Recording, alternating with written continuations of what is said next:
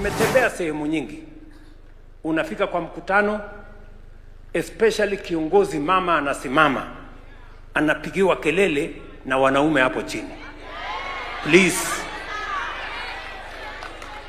wewe ni mwanaume wa aina gani unapigia kelele mama? Tafuta mwanaume mwenzako uende upigie kelele. Please.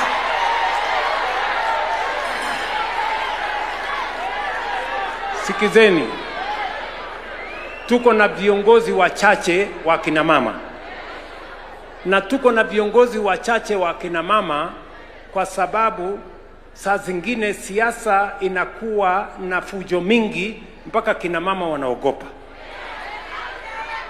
So we must stop the prejudice against women.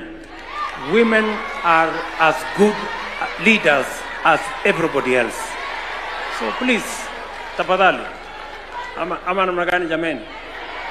Tunaelewana? Na pia mimi nataka nieleze pia kina mama, kwa sababu saa zingine kina mama wanadharau wa mama wenzao. Sasa tayari muko na shida, mnadharauliwa na wanaume, alafu mnakuja kuongezea ingine, mnajidharau wenyewe. Sasa mtapona namna gani jameni?